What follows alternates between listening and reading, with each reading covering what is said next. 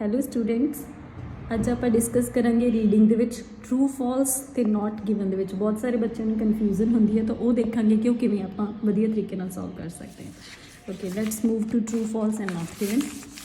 ਦੇਖੋ, first true false ਦੇਖੋ ਕੀ ਹੈ। Coconut seeds need shade in order to germinate.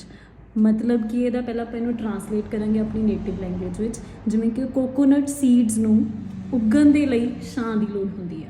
ਜੇ ਉਹਨੂੰ ਛਾਂ ਦੀ ਲੋੜ ਹੋਈ ਤਾਂ ਆਪਾਂ ਟਰੂ ਲਿਖਾਂਗੇ, ਜੇ ਉਹਨੂੰ ਛਾਂ ਦੀ ਲੋੜ ਨਾ ਹੋਈ ਤਾਂ ਆਪਾਂ ਫਾਲਸ ਲਿਖਾਂਗੇ। ਜੇ ਆਪਾਂ ਨੂੰ ਪਤਾ ਹੀ ਨਾ ਲੱਗੇ ਕਿ ਉਹਨੂੰ ਛਾਂ ਦੀ ਲੋੜ ਹੈਗੀ ਹੈ ਜਾਂ ਨਹੀਂ ਹੈਗੇ, ਵਿੱਚ ਮੈਂਸ਼ਨ ਹੀ ਨਹੀਂ ਪੈਰਾਗ੍ਰਾਫ 'ਤੇ, ਤਾਂ ਨਾਟ ਗਿਵਨ ਹੋਊਗਾ। Okay, let's find out the answer. Okay, ਦੇਖੋ ਇਹਦਾ ਆਂਸਰ ਕਿੱਥੋਂ ਮਿਲ ਗਿਆ ਆਪਾਂ ਨੂੰ। ਇਸ ਪੈਰਾਗ੍ਰਾਫ ਦੇ ਵਿੱਚ ਦੇਖੋ, literally cast into desert island shores with little more than sand to grow in and exposed to the full glare of the tropical sun। ਕਿ ਇਹਨੂੰ ਉੱਗਣ ਲਈ ਕੀ ਚਾਹੀਦਾ, ਗਰੋ ਕਰਨ ਲਈ ਕੀ ਚਾਹੀਦਾ ਹੈ? Coconut seeds are able to germinate and root. ਕੀ ਚਾਹੀਦਾ ਇਹਨੂੰ? ਪੂਰੀ ਫੁੱਲ ਗਲੇਅਰ ਆਫ ਸਨ, ਕਿ ਸਨ ਦੀ ਪੂਰੀ ਰੋਸ਼ਨੀ ਚਾਹੀਦੀ ਹੈ ਜਰਮੀਨੇਟ ਹੋਣ ਲਈ। ਜਦੋਂ ਕਿ ਉੱਥੇ ਕੀ ਲਿਖਿਆ ਹੋਇਆ ਹੈ ਕਿ ਉਹਦੇ ਲਈ ਕੀ ਚਾਹੀਦਾ ਹੈ? ਸ਼ੇਡ ਚਾਹੀਦੇ। ਇਹ ਦੋਨੇ ਸਟੇਟਮੈਂਟਸ ਕੰਟਰਾਡਿਕਟ ਕਰਦੀਆਂ, that's why its answer is false. Okay, next question ਦੇਖੋ। Coconuts were probably transported to Asia from America in the 16th century. ਕਿ 16th ਸੈਂਚੁਰੀ ਦੇ ਵਿੱਚ ਹੋ ਸਕਦਾ ਹੈ ਕਿ ਕੋਕੋਨਟਸ ਨੂੰ ਅਮੈਰੀਕਾ ਤੋਂ ਏਸ਼ੀਆ ਵਿੱਚ ਟਰਾਂਸਪੋਰਟ ਕੀਤਾ ਗਿਆ ਹੋਵੇ। ਆਂਸਰ ਇਜ਼, ਦੇਖੋ ਆਪਾਂ ਕਿੱਥੋਂ ਲੱਭਾਂਗੇ ਇਹਦੀ ਲੋਕੇਸ਼ਨ। 10th ਦਾ ਆਂਸਰ ਦੇਖੋ। ਪਹਿਲਾਂ ਕੀ ਆ, ਕੀਵਰਡਸ ਲੱਭ ਲੈਣੇ ਹੁੰਦੇ ਆਪਾਂ ਕਿ 16th ਸੈਂਚੁਰੀ, ਏਸ਼ੀਆ, ਅਮੈਰੀਕਾ, ਇਹ ਸਾਰੇ ਕੀਵਰਡਸ ਹੁੰਦੇ ਆ। ਕੀਵਰਡਸ ਮਤਲਬ ਜਿਨ੍ਹਾਂ ਦੇ ਸਿਨੋਨਿਮਸ ਨਾ ਹੋਣ, ਉਹ ਉੱਦਾਂ ਦੇ ਉੱਦਾਂ ਹੀ ਪਏ ਹੋਣ ਪੈਰਾਗ੍ਰਾਫ ਵਿੱਚ। ਚਲੋ ਦੇਖੋ ਪੈਰਾਗ੍ਰਾਫ ਦੇ ਵਿੱਚ। ਓਕੇ, ਨੈਕਸਟ ਪੈਰਾਗ੍ਰਾਫ ਦੇ ਵਿੱਚ ਲਿਖਿਆ 16th century trade and human, ਇਹਦੀ ਲੋਕੇਸ਼ਨ ਆ। ਇਹਦੇ ਵਿੱਚ ਦੇਖੋ ਕੀ ਲਿਖਿਆ ਹੋਇਆ।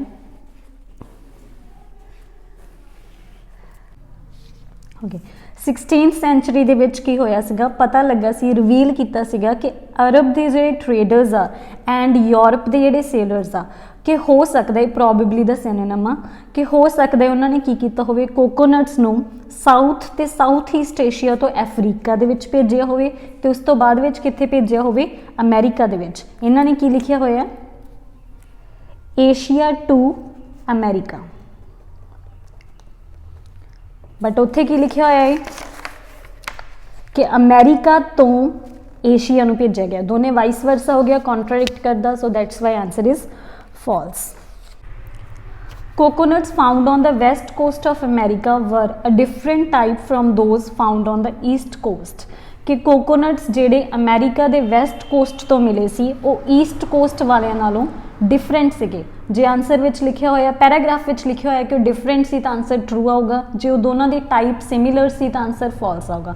ਬਟ ਜੇ ਆਪਾਂ ਨੂੰ ਪਤਾ ਹੀ ਨਾ ਲੱਗਾ ਕਿ ਉਹਨਾਂ ਦੀ ਟਾਈਪ ਡਿਫਰੈਂਟ ਸੀ ਜਾਂ ਫਿਰ ਸਿਮਿਲਰ ਸੀ, ਤਾਂ ਆਂਸਰ ਨਾਟ ਗਿਵਨ ਆਊਗਾ। Okay, let's find out the location.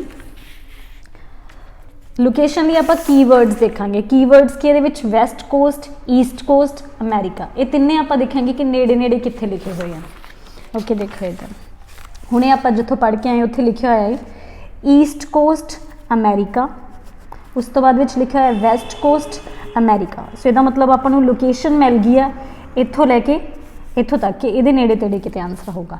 Okay, but ਇੱਥੇ ਕਿਤੇ ਉਹਨਾਂ ਨੇ ਟਾਈਪ ਦੀ ਗੱਲ ਹੀ ਨਹੀਂ ਕੀਤੀ ਕਿ ਉਹ ਡਿਫਰੈਂਟ ਸੀ ਜਾਂ ਫਿਰ ਸਿਮਿਲਰ ਸੀਗੇ। ਬਸ ਇਹੀ ਕੀਤਾ ਕਿ ਉਹਨਾਂ ਦਾ ਓਰੀਜਨ ਕੀ ਸੀ, ਉਹ ਕਿੱਥੋਂ ਮੰਗਾਏ ਗਏ ਸੀ, ਕਿੱਥੋਂ ਕਿਵੇਂ ਲਿਆਂਦੇ ਗਏ ਸੀ, ਤੇ ਕਿਵੇਂ ਟਰਾਂਸਪੋਰਟ ਕੀਤੇ ਗਏ ਸੀ। ਬਟ ਕਿਤੇ ਵੀ ਟਾਈਪ ਦਾ ਜ਼ਿਕਰ ਹੀ ਨਹੀਂ ਕੀਤਾ ਗਿਆ, that's why answer is not given. Moving to next question.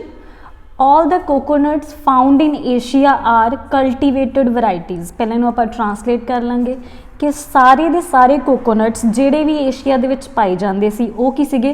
ਕਲਟੀਵੇਟਡ variety C. ਕਲਟੀਵੇਟਡ varieties ਮਤਲਬ ਇਨਸਾਨਾਂ ਨੇ ਉਗਾਏ ਸੀ, ਹਿਊਮਨਸ ਨੇ ਉਗਾਏ ਹੋਏ ਸੀਗੇ।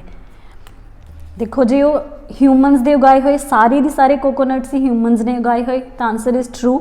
ਜੇ ਉਹਦੇ ਵਿੱਚੋਂ ਕੁਛ ਕੋਕੋਨਟਸ ਕਿਸੇ ਹੋ ਮਤਲਬ ਨੈਚੁਰਲੀ ਗਰੋ ਹੋਏ ਤਾਂ ਫਿਰ ਆਂਸਰ ਫਾਲਸ ਆਊਗਾ। ਓਕੇ, ਦੇਖੇ ਦੀ ਲੋਕੇਸ਼ਨ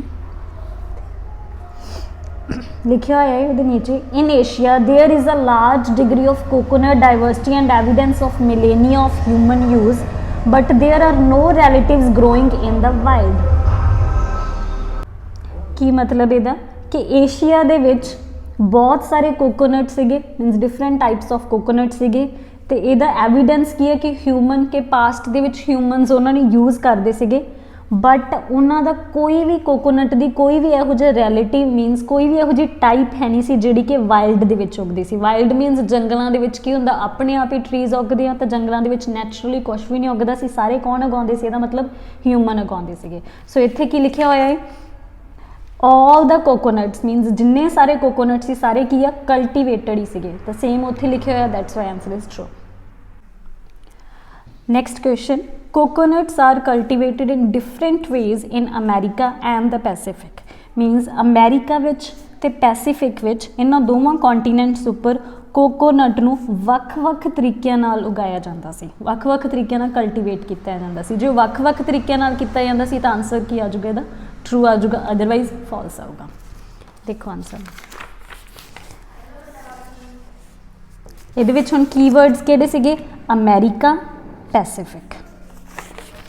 देखो इत्थे की लिखा होया, अमेरिका पैसिफिक मीनस आंसर आपां नूं इत्थों ही मिलूगा कि अमेरिका दे विच की हुंदा सीगा, there are close coconut relatives but no evidence that coconut are indigenous. These problems have led to intriguing suggestion that coconuts originated on coral islands in the Pacific and were dispersed from there. इत्थे किते भी नहीं लिखिया है कि उन्होंने cultivate किस तरीके नाल कीता जांदा सी। सो दैट्स वाई जो आपां नूं ओह वाले क्वेश्चन का आंसर ही नहीं मिलूगा कि किस तरीके नाल कीता जांदा सी, तां आंसर की आ जाऊगा नॉट गिवन। जे तुसी इस मैथड नाल ट्रू फॉल्स नॉट गिवन करोगे तो मैनूं नहीं लगता तुहानूं कोई प्रॉब्लम आऊगी ये वाला पार्ट सॉल्व करने विच। जे इस तो बाद किसी होर पार्ट विच प्रॉब्लम आउंदी है तो कमेंट बॉक्स विच जरूर दस्सिओ ताकि असीं नैक्सट सैशन तुहाडे लई उसे पार्ट दा लैके आईए।